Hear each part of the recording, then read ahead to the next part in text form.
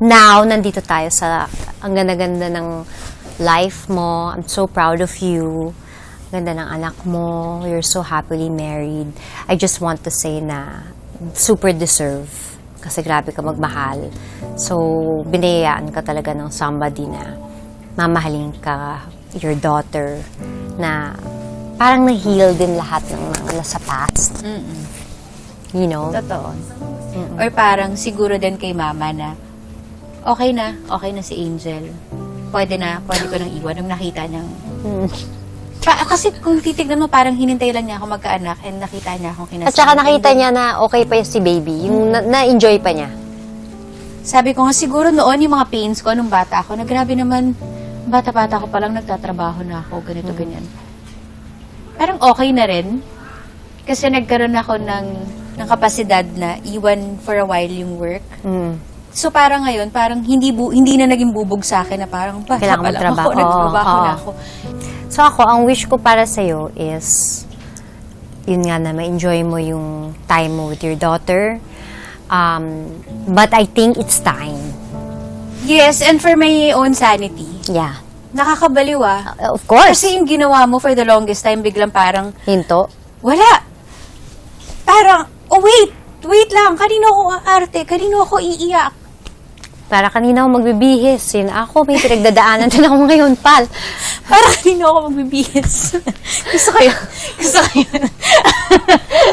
Para saan pa mag-aayos ako? Yeah, exactly.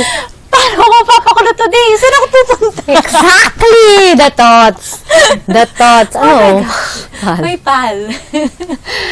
Para saan pa tong lahat? Oo. Ano, hindi naman porket may anak at asawa ka, perfect yung life mo. Siyempre, ang dami Ang niya dami. minsan parang... Self-doubt. Oo, hindi kayo nagkakaintindihan, nagkaka-postpartum ka, Oo, may mga syempre. sinaksak sa'yo kung Yes. ano-ano, na hip replacement ako, Yes!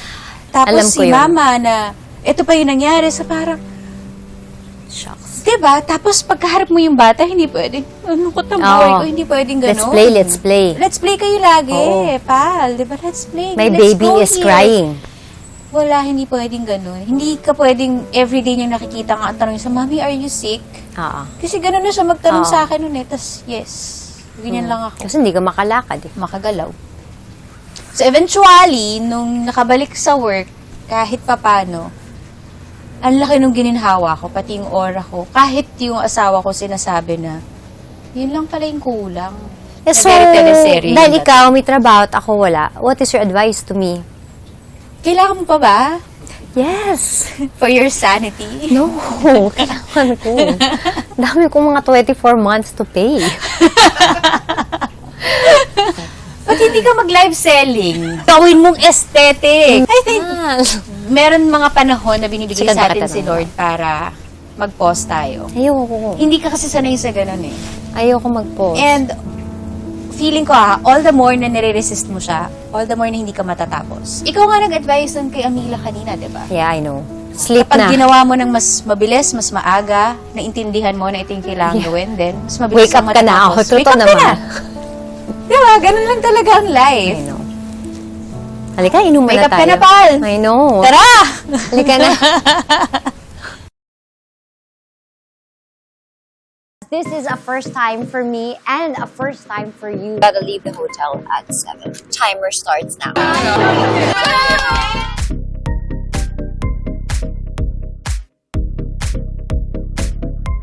So join me on this very, very wonderful adventure for Shanghai Fashion Week.